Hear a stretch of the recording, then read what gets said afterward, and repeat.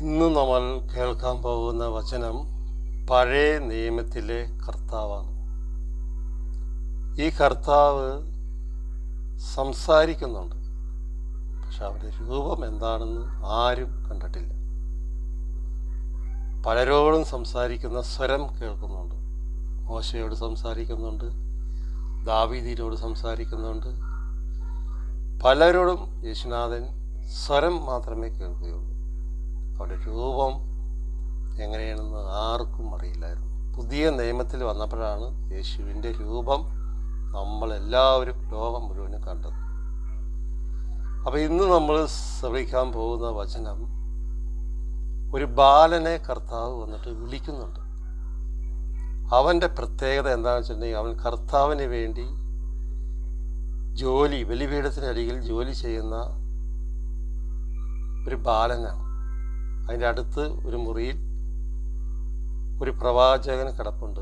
ആ പ്രവാചകൻ്റെ പ്രത്യേകത, അദ്ദേഹത്തിന് കാഴ്ചയില്ല. ബാലനായ ഈ മകൻ്റെ അടുക്കൽ യേശുനാഥൻ വന്നിട്ട് അവനെ 3 പ്രാവശ്യം വന്നിട്ട് വിളിക്കുന്നുണ്ട്. പക്ഷെ അവൻ എഴുന്നേറ്റ് നേരെ പോകുന്നത് ആ പ്രവാചകൻ്റെ മുറിയിലേക്കാണ്. കാരണം സ്വരം മാത്രമേ അവൻ കേൾക്കുന്നുള്ളൂ. വെളിച്ചം കാണുന്നില്ല, പ്രകാശം കാണുന്നില്ല. ഒരു സ്വരം, അവനെ പേര് ചൊല്ലി വിളിക്കുകയും, അവൻ്റെ പേരാണ് സാമുവേൽ. അടുത്ത മുറിയിൽ കിടക്കുന്നത് ഏലിയ പ്രവാചകൻ. അപ്പോൾ ഇവൻ കിടക്കുന്നത് ബലിപീഠത്തിൻ്റെ അരികിലാണ്. അങ്ങനെ യേശു അവൻ്റെ അടുക്കൽ 3 പ്രാവശ്യം വരുന്നുണ്ട്. 3 പ്രാവശ്യം അവന് വിളിക്കുന്നുണ്ട്. ആദ്യം വിളിക്കുന്നുണ്ട്, സാമുവേൽ സാമുവേൽ. എന്തോന്ന് വിളി കേട്ടിട്ട് അവൻ നേരെ പോകുന്നത് ഏലിയയുടെ റൂമിലേക്കാണ്. പക്ഷേ യേശു അവിടെ തന്നെ നിൽപ്പുണ്ട്.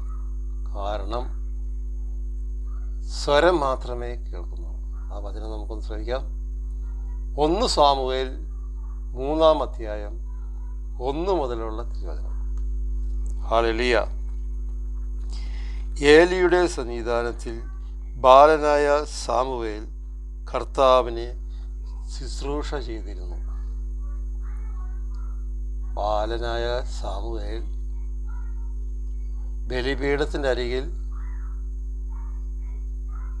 അവിടുത്തെ കാര്യങ്ങളൊക്കെ ചെയ്യുന്നത് ഈ സാമുവേലാണ്. ആ കാലത്ത് കർത്താവിൻ്റെ അരുൾപ്പാട് ചുരുക്കമായിട്ടേ ലഭിച്ചിരുന്നുള്ളൂ. ആ കാലത്ത് എന്താണ് പ്രത്യേകം എഴുതിയിരിക്കുന്നത്, ആ കാലത്ത് കർത്താവിൻ്റെ ദർശനം ചുരുക്കം പേർക്കേ ലഭിച്ചിരുന്നുള്ളൂ. ദർശനത്തിൽ വിവരങ്ങളും അറിയാമായിരുന്നെങ്കിലും ഏലിയ ദിവസവും തൻ്റെ മുറിയിൽ കിടക്കുന്നതായിരുന്നു. ഈ കർത്താവിൻ്റെ ദർശനം എന്ന് വെച്ചിട്ടുണ്ടെങ്കിൽ സംസാരം മാത്രമേ വളരെ ചുരുക്കം പേർക്ക് അത് കേൾക്കാൻ സാധിച്ചിരുന്നുള്ളൂ. എല്ലാവർക്കും കേൾക്കാൻ പറ്റിയില്ല കർത്താവിൻ്റെ. ഇപ്പോഴാണ് നമ്മുടെ പുതിയ നിയമത്തിലേക്ക് വരുമ്പോഴാണ് എല്ലാവരുടെയും ദൈവമായ കർത്താവാണ്. പുതിയ നിയമത്തിൽ എല്ലാവരുടെയും ദൈവമായ കർത്താവൻ നമ്മുടെ ഇടയിലേക്ക് മനുഷ്യനായി ജീവിച്ച് വളർന്നു പോകുന്ന, ഞാനത് ക്ലാസ് എടുത്തിട്ടുണ്ട്. പഴയ നിയമത്തിൽ ഉൽപ്പത്തി മുതൽ പഴയ നിയമം മുഴുവൻ വായിച്ചാലും കർത്താവിനെ ദർശിച്ചതായിട്ടോ കർത്താവിനെ കണ്ടതായിട്ടോ ആരും തന്നെ പറയുന്നില്ല. എന്നാൽ കർത്താവ് എല്ലാ അധ്യായത്തിലും സംസാരിക്കുന്നുണ്ട്, പലരോടും പറയുന്നുമുണ്ട് കുറേ കാര്യങ്ങൾ.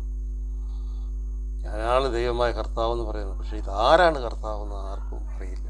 ഹല്ലേലൂയ.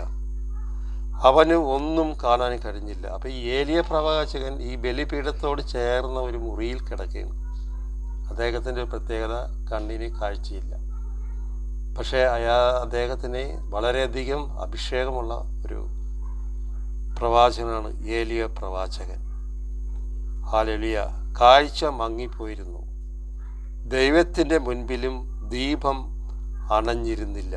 ദൈവത്തിൻ്റെ മുമ്പിൽ, ദൈവമായ കർത്താവ് ഞാനാണെന്ന് പറയുമ്പോൾ അവളുടെ മുമ്പിൽ ഇദ്ദേഹത്തിൻ്റെ ജ്ഞാനം അണഞ്ഞിരുന്നില്ല. കർത്താവിനോട് ചേർന്ന് നിൽക്കുന്ന ഒരു പ്രവാചകനാണ് ഏലിയ പ്രവാചകൻ. ഈ ഏലിയ പ്രവാചകനോട് കർത്താവ് സംസാരിക്കും. പക്ഷേ രൂപമോ അടയാളമോ ഒന്നും ഇദ്ദേഹത്തിന് കാണാൻ ഇന്നുവരെ പറ്റിയിട്ടില്ല.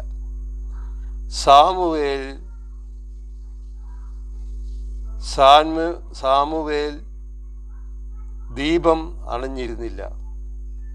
സാമുവേലിൻ്റെ ദീപം അണഞ്ഞിരുന്നില്ല. സാമുവേലും കർത്താവിൻ്റെ ഒരു മകനാണ്, ബാലനാണ്. സാമുവേൽ ദേവാലയത്തിൽ ദൈവത്തിൻ്റെ പേടക സ്ഥിതി ചെയ്യുന്നതിനരികെ കിടക്കുകയായിരുന്നു. അപ്പോൾ ഈ സാമുവേൽ പ്രവാചകൻ, ബാലനായ പ്രവാചകൻ, ഇവൻ കിടന്നുറങ്ങുന്നത് ഈ ബലിപീഠത്തിൻ്റെ അരികിൽ. ഏലിയ പ്രവാചകൻ കിടക്കുന്നതോ അടുത്തുള്ളൊരു മുറിയിൽ. അദ്ദേഹത്തിന് കണ്ണിന് കാഴ്ചയില്ല, കർത്താവിൻ്റെ ഒരു ദാസനാണ്. അപ്പോൾ കർത്താവ് സാമുവേലിനെ വിളിച്ചു.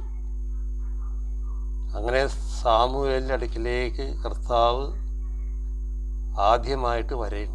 പക്ഷേ കർത്താവിൻ്റെ ശുശ്രൂഷകളിൽ പങ്കെടുക്കുന്നവനാണ് ഈ ബാലനായ സാമുവേൽ. പക്ഷേ കർത്താവിൻ്റെ സ്വരം അവൻ കേട്ടതേയില്ല. ഹല്ലേലൂയ. 5-ാം വാക്യം. യേശു വന്നു, സാമുവേൽ സാമുവേൽ. 2 പ്രാവശ്യമാണ് വിളിക്കുന്നത്. Samuel Samuel. അവൻ ഉറങ്ങി നടക്കുന്നത്. Samuel Samuel. അവൻ വിളി കേട്ടു, ഞാൻ ഇതാ. അവൻ വിളി കേട്ടു, ഞാൻ ഇതാ. പക്ഷെ ആരാ വിളിക്കണമെന്നാ കരുതിയേ? അവൻ ഏലിയയുടെ അടുക്കിലേക്ക് ചെന്നു. അങ്ങനെ വിളിച്ചല്ലോ. വിളിച്ചത് കർത്താവാണ്. പക്ഷേ വിളിച്ചത് ഏലിയാണെന്ന് കരുതി ഏലിയയുടെ മുറിയിലേക്ക് അവൻ ഓടിച്ചെല്ലേണം. ഞാനിതാ വന്നിരിക്കുന്നു എന്ന് പറഞ്ഞു. കാരണം ഏലിയ കിടക്കുന്ന ഒരു മുറിയിലാണ്, സാമുവേൽ കിടക്കുന്നത് ബലിപീഠത്തിൻ്റെ അരികിൽ. കർത്താവ് ഇവൻ്റെ അടുത്ത് നിന്നുകൊണ്ട് വിളിക്കുകയാണ്, സാമുവേൽ സാമുവേൽ. അവൻ എഴുന്നേറ്റ് നേരെ ഏലിയ പ്രവാചകൻ്റെ മുറിയിലേക്ക് ചെല്ലണം. അല്ലേ? ഹല്ലേലൂയ. വിളിച്ചല്ലോ. ഏലിയ പറഞ്ഞു, ഞാൻ നിന്നെ വിളിച്ചില്ല. ഏലിയ പറഞ്ഞു, ഞാൻ നിന്നെ വിളിച്ചില്ല. നീ പോയി കിടന്നുകൊള്ളുക. അവൻ പോയി കിടന്നു. കർത്താവ് അവിടെ നിന്ന് പോയിട്ടില്ല. കർത്താവ് അവിടെ തന്നെ നിൽക്കുകയാണ്. കർത്താവ് വീണ്ടും സാമുവേലിനെ വിളിച്ചു, സാമുവേൽ സാമുവേൽ. അവൻ എഴുന്നേറ്റ് ഏലിയയുടെ അടുക്കിലേക്ക് ചെന്നു. ഏലിയുടെ അടുക്കിലേക്ക് ചെന്നു. 2-ാം പ്രാവശ്യമാണ് യേശു സാമുവേലിനെ വിളിക്കുന്നത്.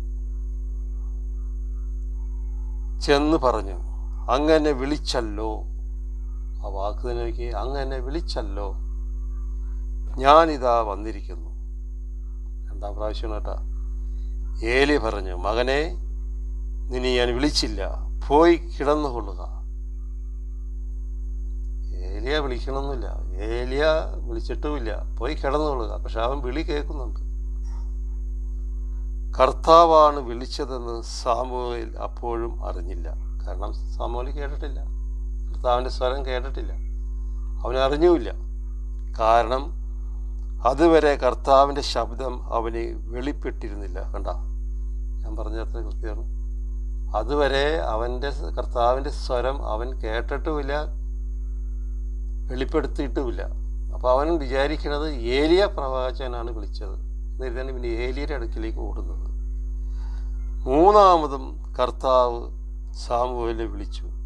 അവൻ എഴുന്നേറ്റ് ഏലിയയുടെ അടുത്തേക്ക് ചെന്ന് പറഞ്ഞു, അങ്ങ് എന്നെ വിളിച്ചല്ലോ, ഞാനിതാ വന്നിരിക്കുന്നു. അപ്പോൾ ഏലിയയ്ക്ക് പിടികിട്ടി ഇതാരായിരിക്കും. അതാണ് അടുത്ത വചനം.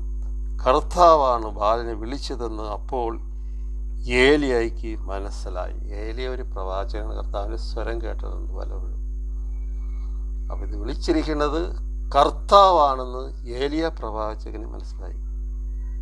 അതിനാൽ ഏലിയ സാമുവേലിനോട് പറഞ്ഞു, പോയി കിടന്നുകൊള്ളുക. ഇനി നിന്നെ വിളിച്ചാൽ കർത്താവെ അരുളി ചെയ്താലും അങ്ങയുടെ ദാസനിതാ ശ്രവിക്കുന്നു എന്ന് പറയണം.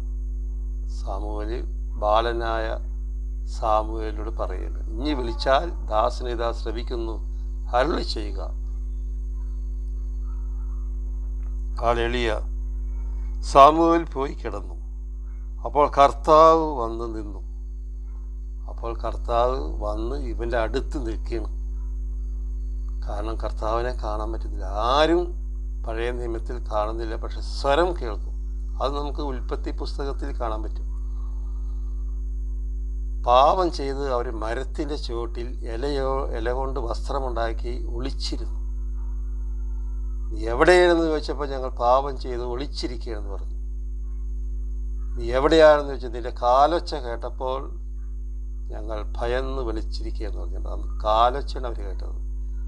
ഇവിടെ സംസാരമാണ് കർത്താവിൻ്റെ.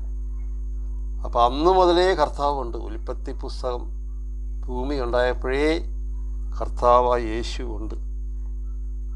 സാമുവേൽ എന്ന് വിളിച്ചു. സാമുവേൽ പ്രതിവചിച്ചു, അരുളി ചെയ്താലും അങ്ങയുടെ ദാസൻ ഇതാ ശ്രവിക്കുന്നു, അങ്ങയുടെ ദാസൻ ഇതാ ശ്രവിക്കുന്നു.